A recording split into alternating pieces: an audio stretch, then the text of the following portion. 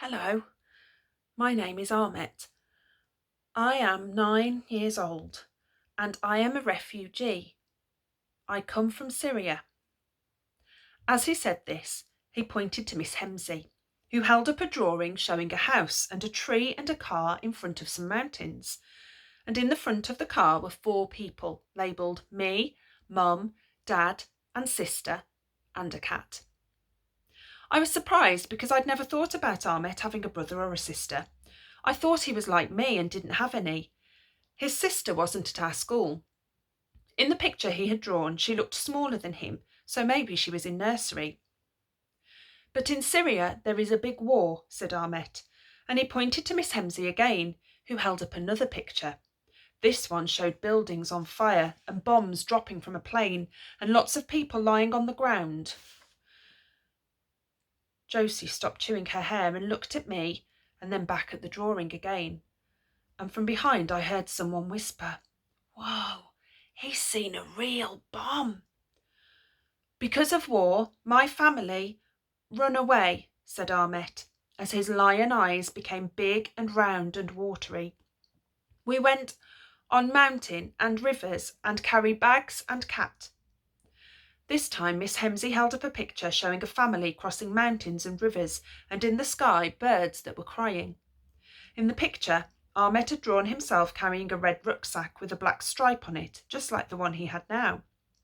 That was when I knew why he loved it so much, and why he cried when it had been filled with Brendan the bully's horrible baked beans. He had carried it all the way from his house and over a mountain, which meant it was lots more important and lots more special than any of our bags. Then nowhere safe, so we get on boat on big sea. This time Miss Hemsey held up a drawing of a boat, but the boat wasn't like a normal boat with sails and pointy ends and wooden sides. This one was flat and round and orange, just like the ones I'd seen on the news that didn't have any toilets on them. And inside the boat were lots of people, all wearing vests that made them look like puffin birds. But there were people in the water too, and they had bubbles coming out of their mouths saying, "Help me." Everyone leaned forward in their chairs and tried to read the labels Ahmet had put over some of the people's heads. I saw me and Mum and Dad, but there wasn't one for Sister or Cat. I know cats don't like water because Josie has a cat and she says it screams whenever it rains and always wants to stay inside. So maybe Ahmet's cat didn't get into the boat. And maybe his sister didn't want to leave the cat behind, so she stayed behind to look after it. "Then we are in another country called Greece," said Ahmet. "We live in tents with lots of people who run away like me. They come from lots of countries like Afghanistan and Pakistan and Eritrea." The next picture showed a flag with blue and white stripes and a white cross in a blue corner, and next to it were lots of tents and people everywhere sitting next to fires and sleeping on the floor. In this picture, only the words "me" and "Dad" could be seen. Ahmet's mum must be sleeping inside one of the tents. "Then we walk long time in lots of country. It was cold, we sleep on floor, and then we stay in France." This time Ahmet pointed to the next picture with his finger and showed us the railway tracks he had drawn. On it were people carrying suitcases and children, and all of them were walking to a wall with barbed wire on the top. Everyone looked sad, and in the corner there were army tanks and soldiers holding guns, and all the guns were pointing at the people with the suitcases and the children. Miss Hemsey held this drawing up for longer than any of the others, because Ahmet was looking at it and didn't seem to want to stop staring at it. Then I come here, and come to school. I like here, no bombs. It's safe, and I like new friends and teacher and play football. Ahmet stood and stared at everyone, and everyone stared back. Mrs. Khan blew her nose loudly, and Miss Hemsey put the drawings down and gave Ahmet a hug.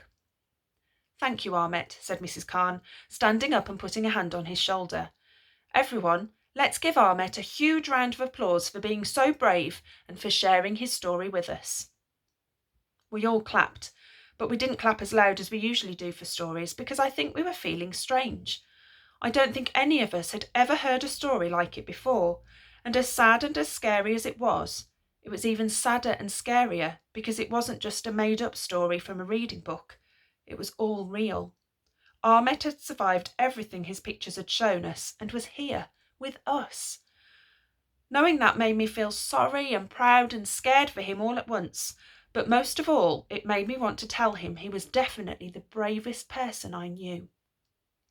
Now, as you have seen, Ahmet's story is very special, and I'm sure you have lots of questions you want to ask him, said Mrs. Khan. Everyone's hands immediately shot up into the air, but I think mine was first. That's wonderful, smiled Mrs. Khan as she signalled at us all to put our hands back down. But as Ahmet is still learning his English words, we're only going to ask him 3 questions. I want you all to write down just one question for him on a piece of paper. Mrs. Khan walked around and gave us each a thin slip of blank paper. And when you're done, Miss Hemsey is going to pick out 3 questions we can ask him. You have a few minutes to think of your question and to write it out in your very best handwriting. Try to get all your spellings right, and remember, just 1 question each. You'll have to find out those questions and answers next time.